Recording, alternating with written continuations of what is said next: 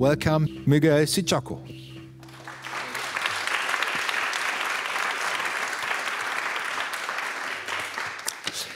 His novel, I Was the President's Mistress, is so unusual, it deserves to be presented, introduced twice. Let's do that. What is your book about, Miguel?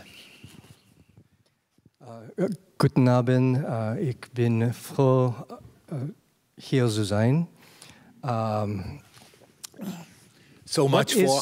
So, okay, go. Yes. So, he guessed yesterday, I recognize he's speaking German, but he says, no, I just can order a coffee. And ask for the toilet. The essentials. What is this book not about? It's about everything from the last 10 years of my life when I started. It took me a decade to write it. It is a sequel of my first novel, Ilustrado, which is a history of the Philippines.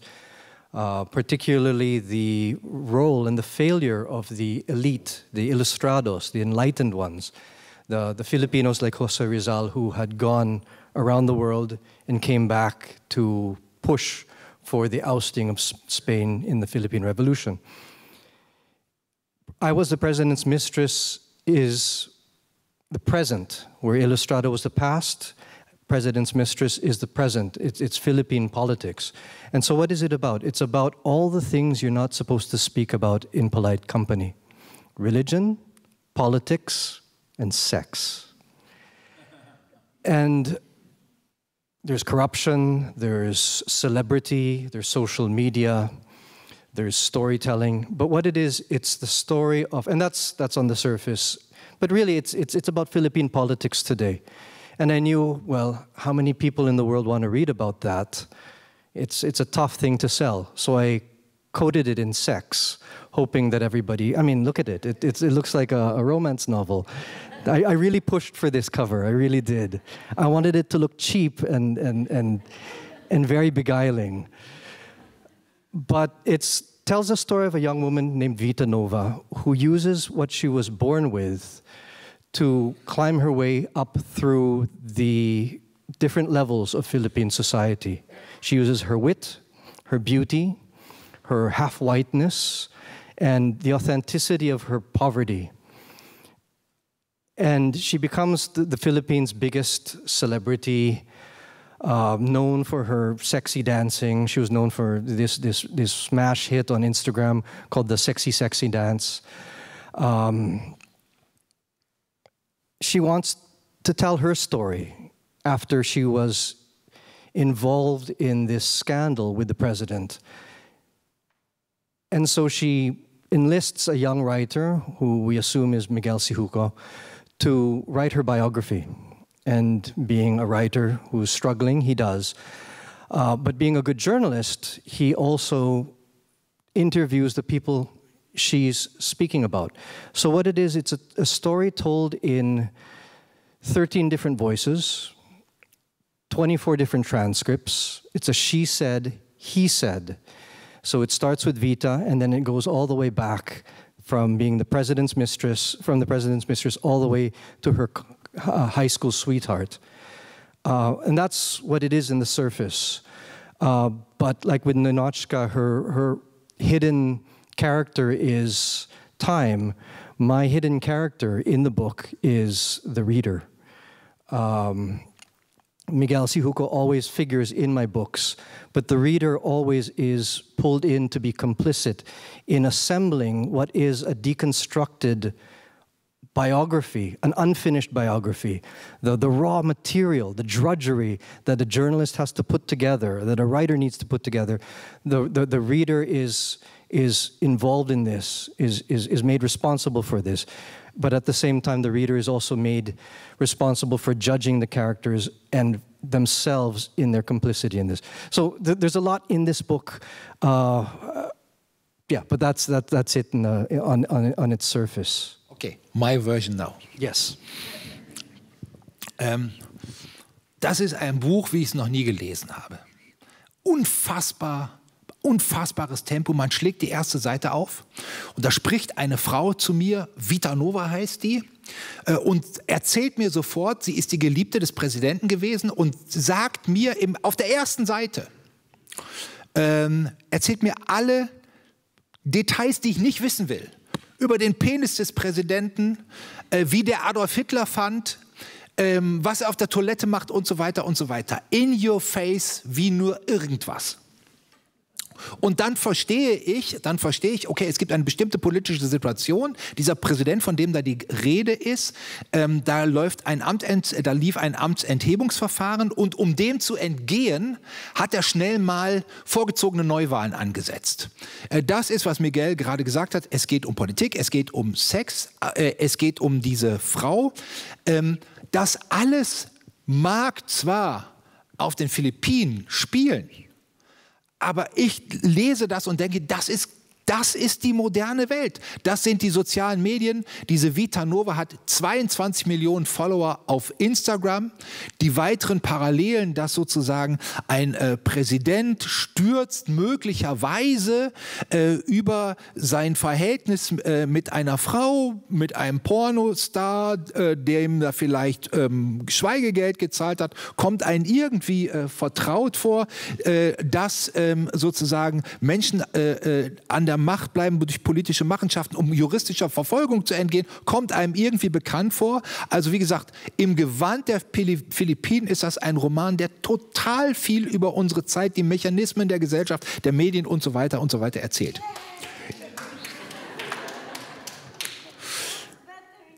It really does. It is.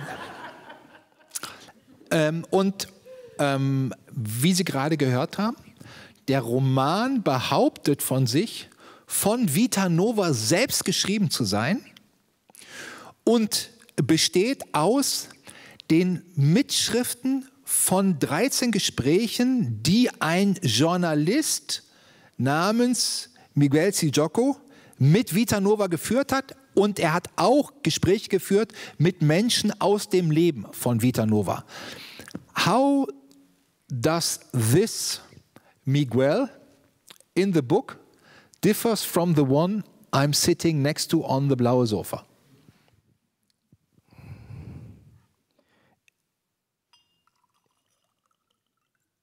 He does and he doesn't differ from me at all. I always, in my novels, Ilustrado was it's about the story of a young man trying to find his way through Philippine society and find his role in Philippine society. He represented the failures, my insecurities, my weaknesses. Ilustrado is very much about bourgeois angst coming from the privileged class in the Philippines, into which I was lucky enough to be born. I wanted it to be an examination of that feeling that I had as a young, privileged Filipino, and lay that bare. Expose it. Mm-hmm.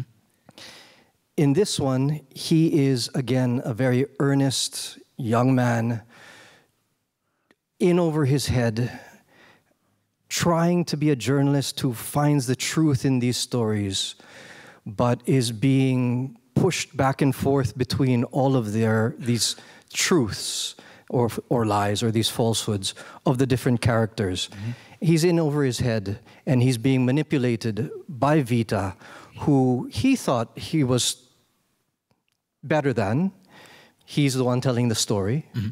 but she's the one who is controlling him, and she's the one controlling the story. So Vita Nova is the one who has the power, as opposed to this Miguel. Mm-hmm. I'd like to think that when I first started writing this book, I was very much in over my head. I had wanted to write a novel that made amends for how masculine my first novel was. It was about a young man and his relationship with his male mentor. And I read all my Google reviews and Goodreads and Amazon, because I want literature to be a conversation, and I want to learn from the readers and to understand if I'm reaching them. I had read a comment about the maleness of Ilustrado. And so I thought, well, this is the second in what I hope to be a trilogy, past, present, and future of the Philippines. I thought I need to remedy that. And so I wanted to take the most maligned, most marginalized figure in Ilustrado, this scandalous presidential mistress, and give her a voice, or find her voice, let her speak to me. I wanted to take on the challenge of being a male writer, trying to write responsibly in a female character, without judging her, without imposing my beliefs and my maleness, my toxicity, my blindness on her. And that's why I think it took me so many years to write this book. So many different versions. I needed to grow in this process, in this journey, to be able to write that responsibly and carefully in a way that showed that I had educated myself in understanding, hopefully, or having a better understanding, I should say, of the other half of humanity. Der erste Roman von Miguel, Ilustrado, ausgezeichnet mit dem Asian Man Booker Preis, erschien 2016 auf Deutsch unter dem Titel Die Erleuchteten bei Klett-Cotta. Frank Wegner, der hier bei uns ist, heute für Surkamp arbeitet, war damals an der Publikation beteiligt, also wieder eine Verbindung, wurde wahrgenommen von Lesenden als sehr männlicher Roman, lag aber auch quasi am Thema, denn der Roman erzählt philippinische Geschichte. Die Erleuchteten, die Illustrados sind die Männer eben, die im 19. Jahrhundert von den Philippinen aus nach Europa gegangen ist, in eine Ausbildung bekommen haben, wie Rizal zum Beispiel, dann zurückgekehrt sind und eben die gesellschaftliche Elite auf den Philippinen gebildet haben. Zwangsläufig leider, 19. Jahrhundert, Männer. Und es gibt, und der Roman erzählt dann sozusagen die Geschichte der Philippinen bis zur Gegenwart, und diese Vita Nova ist eigentlich nur eine Fußnote. Und Miguel hat gesagt, im zweiten Roman hat er aus dieser Frau, der marginalisiertesten Figur, der Randfigur, die hat jetzt quasi hier ist die Hauptfigur, hat auch sozusagen erzählerisch die Macht, manipuliert quasi, und wir haben ja gesagt, es geht auch um Politik, manipuliert auch den Co-Autor Miguel. So these are the contexts, the aesthetic thoughts, but where did you get the language of Vita Nova, which is when, you know, this is the striking element reading the book. Where did you get it from? It's so obscene. It's did you had to connect with your dark side, or where did you get it? I eavesdropped and I looked at the internet. Okay, that's honestly it. And I tried to channel the idea, the voice of someone who is cast as scandalous, but who actually is far more than that. Yeah. So what she says and how she says it is very different from what she does and what she wants done. And I wanted to show that double-sidedness of politics, but also of the power that people now especially are grabbing by giving up their private life, by manipulating and putting forward a very public life on social media. Yeah, it was just 10 years of trying to get her voice right, and it just came, to be honest. I just listened and read. She is the president, or she was the president's mistress. After explaining where you get the language from, it's also an analysis how this president, who is called Fernando V. Estragan, how he comes to political power. And one of the key elements is he is not a professional politician. He is an actor, so he comes from outside. He was popular with the poor and the uneducated. In what way is this a key to understand this character, this president? Interesting that you say keys. This is a book of keys. It's a romanaclé, and he is an amalgam of many of our presidents. Like the name. Ferdinand Marcos, Fidel V, Ramos, and Estragan, Joseph Estrada, Estregan. But as well, he's a boxer. I believe Manny Pacquiao. I'm sure you must have heard of him. I believed he would be our next president. So I wanted to play with this idea of how these presidents had gained power, usually through some sort of celebrity, some sort of bold act. Ferdinand Marcos was a very bold legislator. Lots of theater. We had a celebrity general, Fidel Ramos, who turned traitor against Marcos and pushed for the revolution in 1986. Estrada was an actor. So I wanted to show how they use celebrity to come up, and as a counterpoint also, or a similarity, a comparison to how Vita Nova also uses celebrity as well. So we have this power struggle between these men who are seeking to tell her story, and Vita, who's also trying to tell her story as well, using her own celebrity, a very modern celebrity. I believe that what's happened in the Philippines is, basically we had a dictatorship for 2 decades plus. And very recently, the family, the son of Ferdinand Marcos Jr., Bongbong, he became president. And the way they were able to do that was very clever. In the same way that Joseph Goebbels had used radio, the newest form of revolutionary kind of media, the Marcoses started to rewrite their history using social media. YouTube, there were these, about 15 years ago, there were these YouTube videos retelling the story of the Marcoses as victims, as you know, the instigators of a golden age that were pushed aside by the elite class. And so the fact that the Filipinos have chosen again the Marcoses, to me, means the failure of narrative, of our narrative, the narrative of truth, the history of what actually happened. And I wanted to play with that idea of, well, this is just a battle of the narratives and who tells a better one. The president and all of the other 11 men or Vita Nova.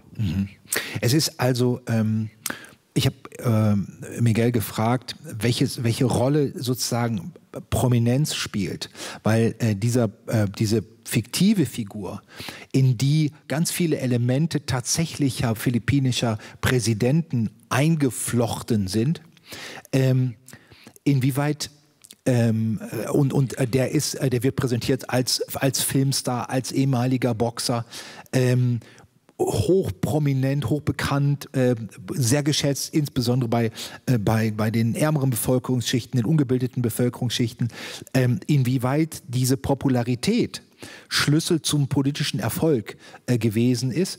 Und er hat zum einen gesagt, oder vor allen Dingen darauf hingewiesen, es ist so eine Art Kampf der Narrative.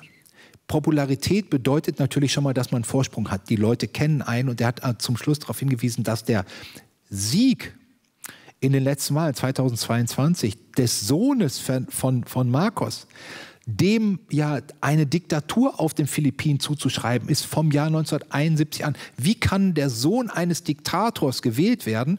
Und sein Hinweis war eben, indem er die Narrative, die neuesten Medien, die sozialen Medien gebrauchend, umgeschrieben hat und seine Familie als Opfer dargestellt hat. Und dieser Kampf sozusagen, wie werde ich gesehen von den anderen, den führt eben auch die Hauptfigur Vita Nova.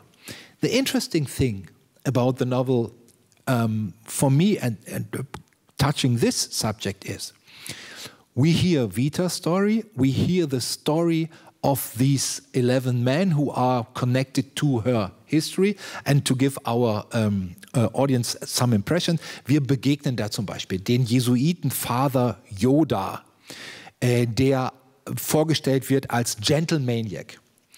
Es gibt einen in die Jahre gekommenen Warlord mit dem fantastischen Namen Rolex Agire.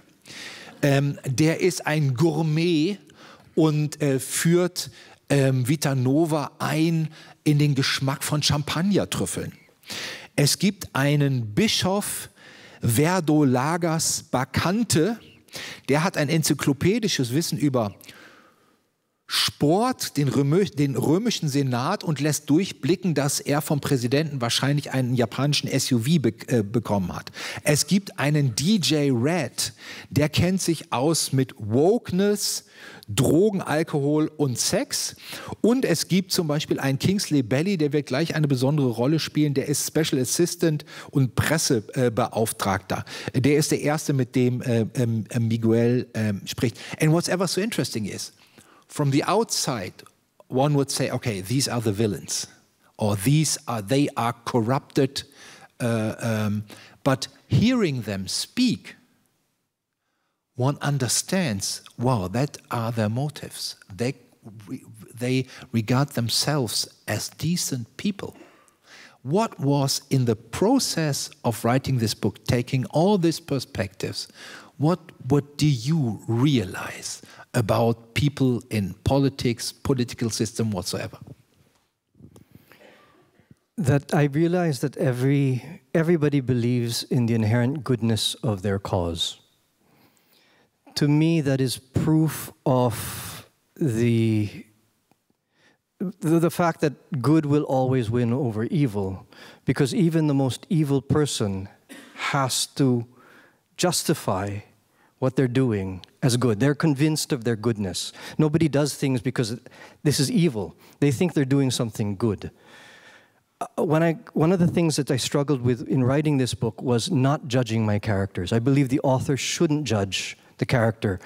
Otherwise, they would become like the first drafts of in the first drafts of my novel, caricatures. They were all caricatures of what I believed, what I wanted to impose upon them politically in terms of values and principles. And halfway through this process of writing the book, I realized for them to be real, I need to stop judging them. I need to leave the judgment to the reader. And that's when everything opened up. And so the characters themselves became, to me, individuals, very much individuals. And they were all very convincing in the truth, in the goodness of all their dastardly, terrible, bigoted, chauvinistic positions and values. For example, one of them makes a hero of Adolf Hitler. He really believes that Adolf Hitler was a tragic character. A tragic character who was misunderstood, somebody who was great, but he lost. And I think of Adolf Hitler. I believe that Adolf Hitler really believed he was doing good. He really did. And that, to me, is what is very evil. But at the same time, what tells us, well, it reveals to us that even the most evil people have to believe in good. So the good is always higher than evil. And this is what I discovered through these characters. Und das ist eben auch die Herausforderung, mit der wir uns als Lesende auseinandersetzen müssen, dass all diese Charaktere, und im Buch wird eben geschrieben, erzählen die natürlich auch ihre Lebensgeschichten.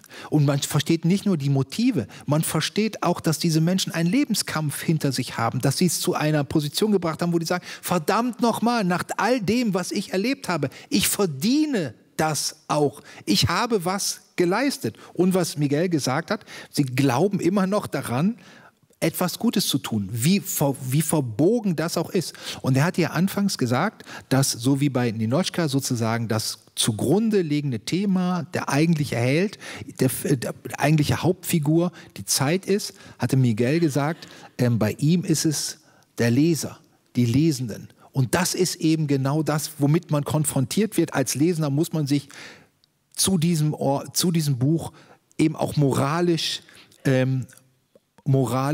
verhalten, einordnen. There is this Kingsley Belly, which leads us to two last questions. Kingsley Belly, who is a special assistant to the president, and he comes to a place all of us know, Checkpoint Charlie, 600 meters away from here. How did Checkpoint Charlie make it into your book?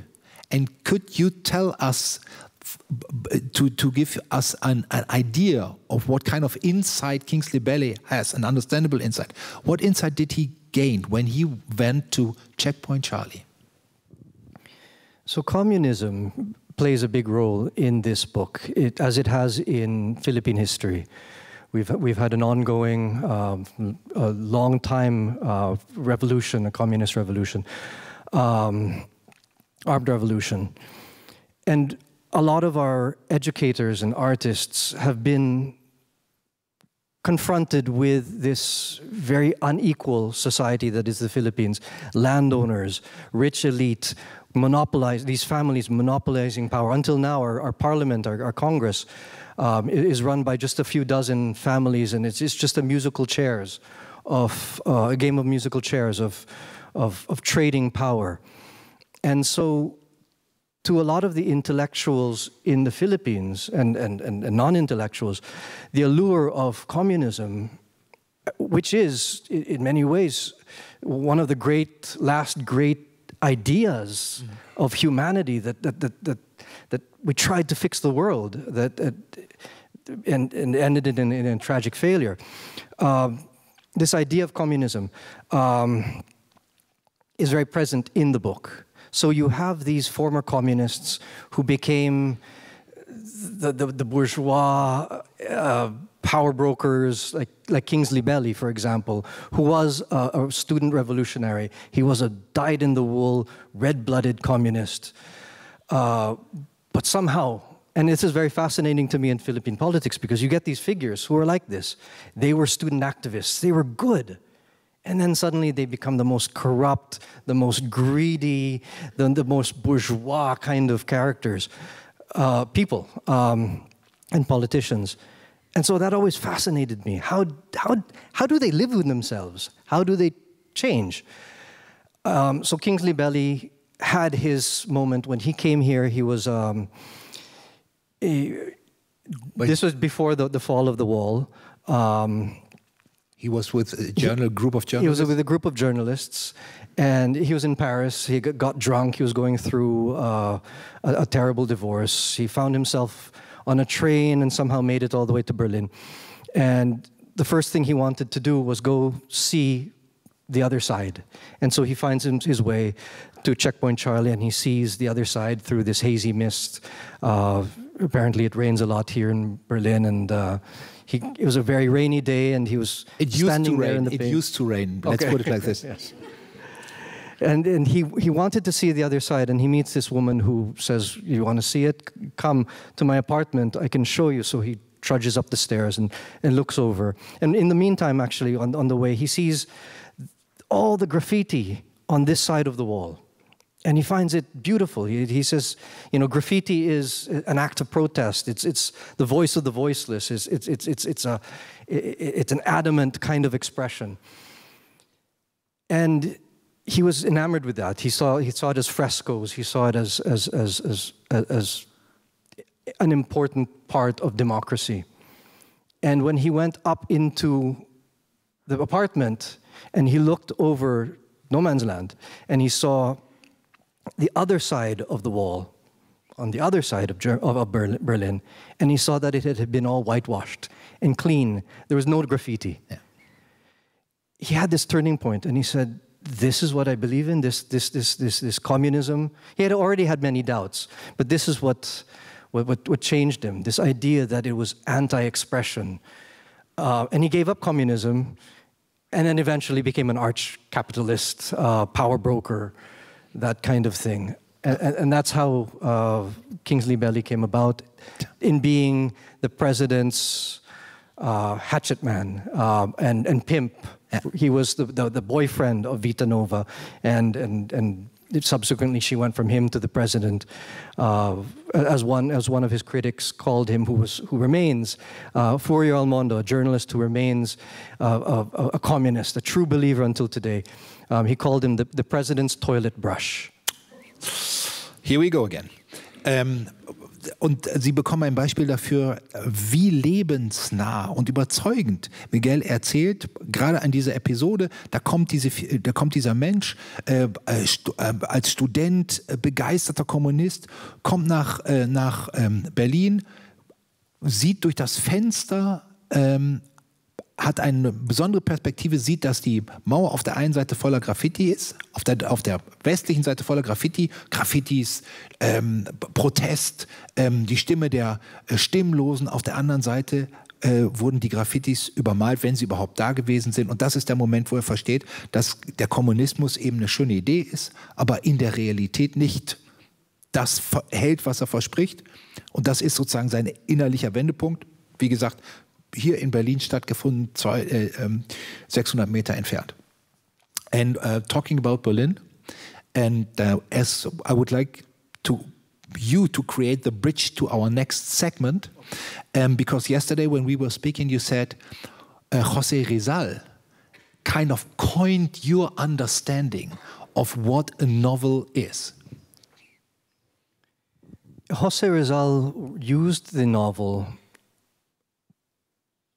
to speak as effectively as possible to as many Filipino readers at the time. He felt that the novel was a revolutionary instrument to be able to reach into the hearts and the empathy of readers. He meant it to be a weapon against the friars, the ruling class of the Spanish colonizers.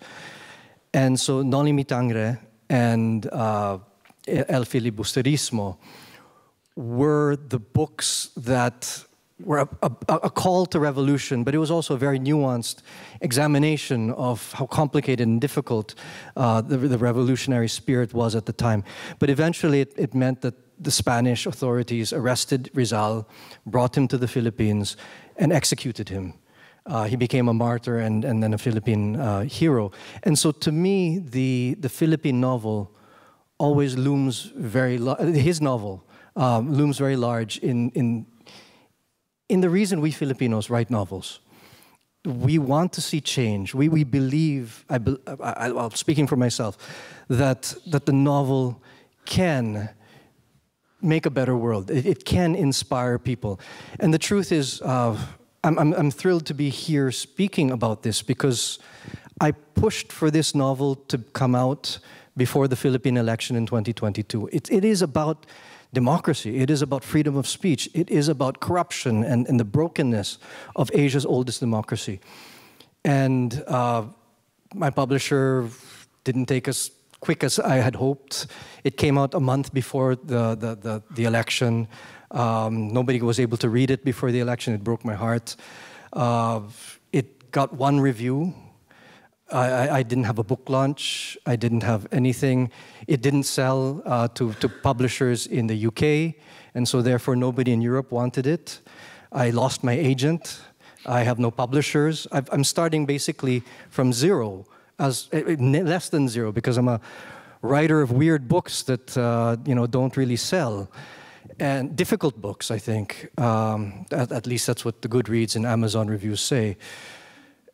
And so for me to be able to come and talk about this book, to finally have it in front of people, and to challenge you and invite you to read it means the world to me, because Laura will tell you that I'd given up on publishing, and in the Philippines I don't do events anymore, I don't go to festivals. I've decided to just write quietly in my little cave, because I'm done with the publishing industry and selling myself online and Instagram and all of this sort of stuff. But this was my last chance to be able to give this book hopefully some sort of life. Okay, instead of me translating what you said, because most of our audience has, why not having your book launch now?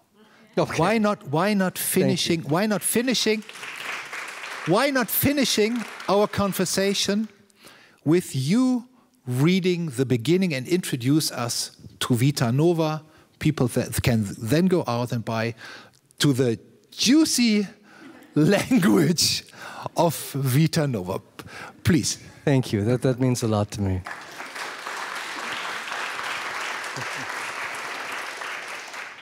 So this is from the very beginning, the first transcript, Vita's first transcript. I know you're wondering, yes, it's true, his birdie is thick, as he's always saying, like a thumb is to a finger, and hard to find beneath the paunch and hair that make a nest for it to rest on its 2 eggs, or repose, if metaphor is more politically correct, regarding the pitutoys of powerful men. His is bigger than you'd guess, smaller than he thinks, and would prove his downfall, obviously. On his lap, I'd lay my head and talk to it. Hello there, little sir, you look noble, endearing. Why do you quiver with such rage? At attention, it resembled a speechifying Mussolini, like in the photos and the biographies the president left by the toilet in my bathroom. Did you know that we spend a life's total of 90 days on the can? He admired men so great we know them by their initials, JFK, LKY, FDR, the kind you'd never imagine on a porcelain throne, though most of all he respected Hitler, the brilliant and tragic, he said, whose one name was enough. But it wasn't in my lovers that I believed truly, because he believed in me and let me lead. Between 2 fingers I'd make little FVE march and dance and sing the national anthem, falsetto, vibrato, and peck it on the head, declaring, Viva il Duce. When the president laughed, he looked like his dashing old self from the Technicolor screen. Vita, he'd whisper, my life, touching my face with fingers smelling of Marlboros and Brill cream, caressing my closed eyes like a blind lover wishing a final farewell. And I'd sing, Viva President Fernando Valdez Estregan. Sorry, TMI? I just thought you'd want me to start at the most intimate. Guys are the biggest gossips, don't deny. Because knowledge is power. Time the world knew every juicy detail, especially my side, instead of that cyberbullying by the Nandotards with their fake news, that I'm the tool of the Liberty Party, that I'm the lesbian lover of the lady senator Lucy Lontoc, that we're all in cahoots, adding oil to her old corruption accusations, orchestrating this impeachment together, because, of course, I've never claimed to be the sharpest tool in the shed, but we all know I'm the shiniest. And that triggers them. Little old me and my 22 million Instagram followers. If politics is showbiz for ugly people, then in politics, my imperial beauty will change the mother-loving world. In a couple of weeks, testify. And from the closet, the skeletons will sashay. So keep the recorder pointed my way, because here we go. Vita Nova, #NoFilter. Welcome to her celebrity tell-all memoir. Our setting, a sweating, heaving country where the future is always promised, and men act like boys, and women are punished for not putting up with it. The time, ever now, the plot, a lost lass rises from the ashes, a desperate assassin brandishes a pistol, a government is set to fall to a scandal everyone calls Sexy Sexy Gate. Among the players, a flawed dreamer who boxed and acted his way to the presidency, his Koran-toting nemesis in the Senate, a horny bishop, a cowboy-turned-warlord, an American naval officer offering a way out, a washed-up reporter redeemed by one last scoop, a poor little rich boy dying with his dynasty, and, of course, a high school sweetheart gone cray from decades of disappointment. Juicy enough for you? It's got legs, right? Viewer discretion is advised. Thank you ever so much.